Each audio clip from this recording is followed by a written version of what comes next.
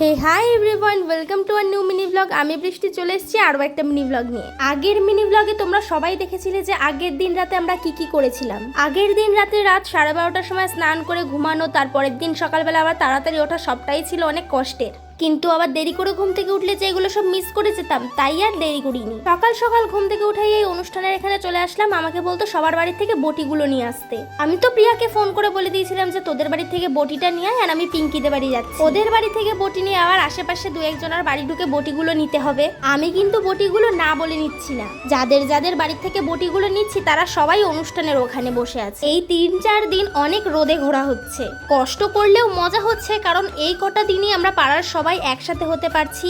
শুধু যে আমরা ছোটরা আনন্দ করছি তা না, বড় বড়রাও সবাই আনন্দ করছে, কারণ তারাও যে এই কটা দিনই একসাথে হতে পারছে। কিছুজন রান্নাঘরের বাইরে সবজি কাটছে, আবার কিছুজন ভেতরে কাটছে। অনুষ্ঠানটা হয়েছিল 15ই এপ্রিল থেকে 18ই এপ্রিল।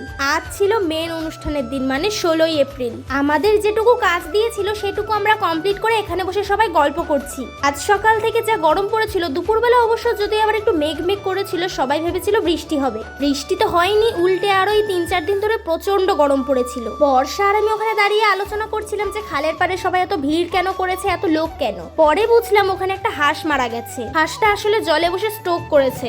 এদিকে বাবলিকেও বাড়িতে একা একা রাখা যাচ্ছিল না, প্রচন্ড কান্নাকাটি করছিল, তাই এখানে এনে চেয়ারে বসিয়ে রেখেছিলাম। খানিকক্ষণ বাদেই সবাইকে ডাকাডাকি করা হলো, এখানে খেতে দিয়ে দিয়েছে। এখন সবাই গল্প করছিলাম, তখন তো বেশ সবাই এখানে ছিল। যখনই খেতে দিয়েছে একে ডাকতে ওকে ডাকতেই সময় চলে যাচ্ছে। সকালবেলা এখানে রান্না হয়েছিল আলু সেদ্ধ আর ডাল। আমার স্পষ্ট মনে আছে আগের বারও আমরা সকালবেলা ডাল আলু শুদ্ধই খেয়েছিলাম। খাওয়া দাওয়া শেষে একটু চেয়ারে বসেছিলাম, হঠাৎই দেখলাম আদিকে এরকম ভাবে কাঠগুলো টানতে।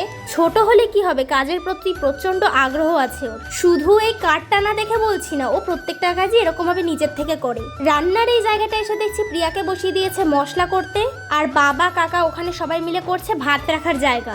সকালের কাজ করতে না করতেই দুপুরে স্নান করে চলে এসেছি আবার দুপুরের খাওয়া দাওয়া করতে। আমি যেহেতু হাতে নেইলস করিয়েছি, তাই সকালবেলা তো মা খাইয়ে দিয়েছিল, দুপুরবেলা কেউ নেই বলে প্রিয়া খাইয়ে দিয়েছিল। দিনটা তো আমার এভাবেই গেল। বিকেল থেকে দল ঢুকছিল, আমিও ডাঙ্কা বাজিয়েছি। দেখা হচ্ছে নেক্সট ভিডিওতে।